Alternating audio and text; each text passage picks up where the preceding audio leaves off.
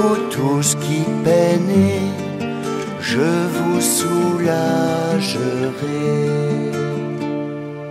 Vous qui cherchez un regard d'amour, la dignité qui remet debout, venez à moi, dit le Seigneur. La paix soit avec vous. Frères et sœurs en Jésus, bon dimanche. Aujourd'hui, 5 juillet, nous sommes arrivés au 14e dimanche du temps ordinaire. Dans la première lecture, nous allons lire le prophète Zacharie qui annonce ce temps avec action de grâce où le Seigneur agit, ainsi que la deuxième lecture de la lettre de Saint Paul aux Romains au chapitre 8 qui montre comment l'esprit de notre baptême nous donne de surgir de toute mort. Car si l'esprit qui habite en nous nous vient du Père, cet esprit nous donne d'agir en homme nouveau.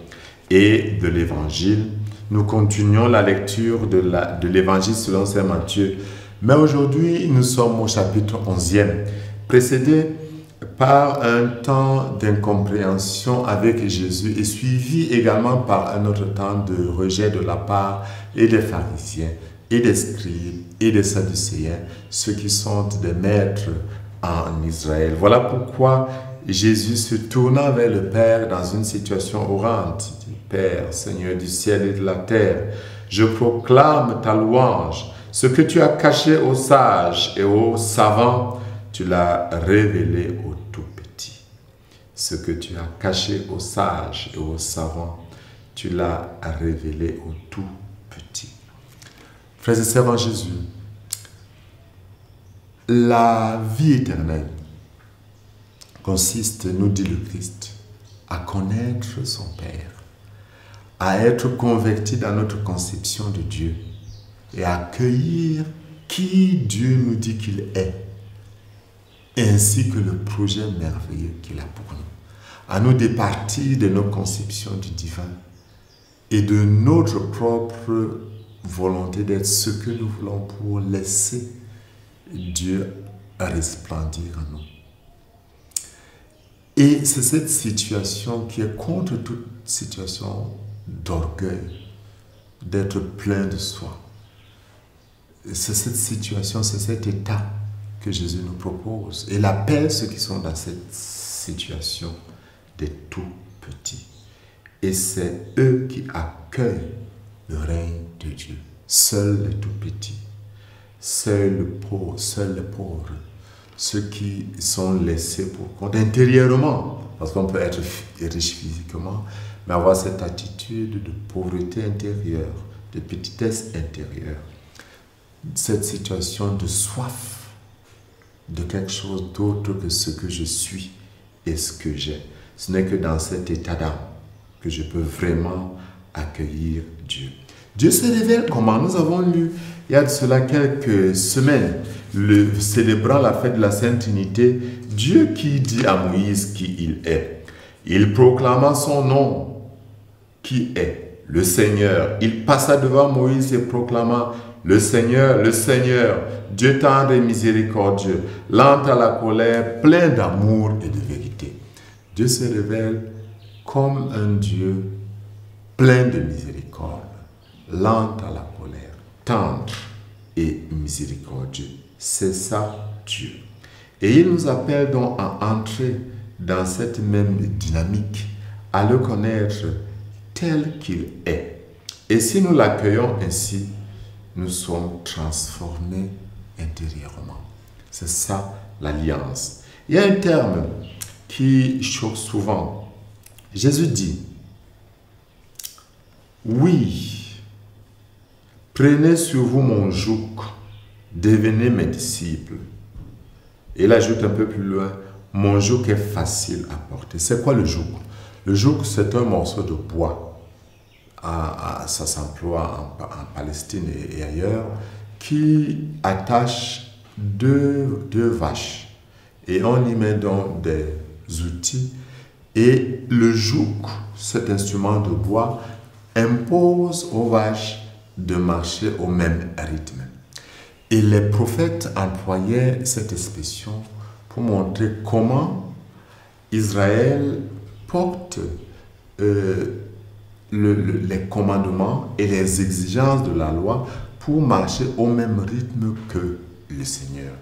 Il est vrai qu'eux emploient ça dans un sens qui insiste sur les exigences de la loi, mais Jésus l'emploie dans une autre dimension. Ce n'est plus une situation d'exigence froide, mais plutôt un amour filial et spontané qui nous amène à aimer Dieu parce que son amour nous déconcerte, parce que sa bonté et sa miséricorde nous relèvent, parce que sa splendeur nous donne de le désirer plus que toute autre chose. Et il est vrai que c'est plus exigeant. Et c'est ceux-là qui sont dans cette dimension qui constituent la communauté des pauvres. Pour eux, le Seigneur brise, comme le dit le prophète Zacharie, les arcs de guerre et il proclame la paix. Pour eux, Dieu procure le repos. Pour eux, Dieu sait qu'ils peinent sous le poids du fardeau. Il leur donne la grâce de la paix, de la sérénité. Il allège leur fardeau. Dans le livre du psaume que nous lisons aujourd'hui, le psaume 144, nous disons ceci: le Seigneur est tendre à ses pitiés, lent à la colère, plein d'amour. La bonté du Seigneur est pour tous, sa tendresse pour toutes ses œuvres. Le Seigneur est vrai en tout ce qu'il dit, fidèle en tout ce qu'il réalise. Nous voyons donc Dieu qui déploie une puissance, mais une puissance qui vient du consolateur, du paraclet, l'esprit de celui qui a ressuscité Jésus d'entre les morts. Si cet esprit habite en nous, cet esprit nous donne aussi de ressusciter même si nos corps sont mortels. Dieu déploie une puissance inimaginable pour que les siens, ceux qui ont soif de lui, ceux qui le désirent comme une biche désire de l'eau vive, ceux qui ardemment le matin jusqu'au soir, à chaque moment de leur vie, ont leur âme assoiffée d'être habités par la puissance divine. Ceux qui acceptent cette transformation intérieure pour que, comme dit Saint Paul, ce ne sont plus eux qui vivent, mais le Christ qui vit en eux. Ceux-là sont guéris, transformés.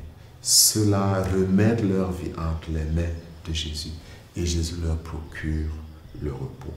Puisse la puissance de Dieu se déployer dans son peuple afin que nous puissions accueillir le projet merveilleux qu'il a pour nous, que nous comprenions qui il est pour nous, un Dieu plein de tendresse et d'amour qui nous propose la paix et la sérénité. Puisse Dieu se révéler en nous et nous libérer de ce qui nous écrase, de ce qui nous éloigne de lui, afin que nous puissions resplendir. Puisse Dieu vous bénir tous en ce saint dimanche, au nom du Père et du Fils et du Saint-Esprit. Vous qui cherchez un chemin de paix, Quand tout autour inspire au chaos, venez à moi, dit le Seigneur. Venez à moi, vous tous qui peinez, je vous soulagerai. Venez à moi, vous tous qui peinez, je vous soulagerai.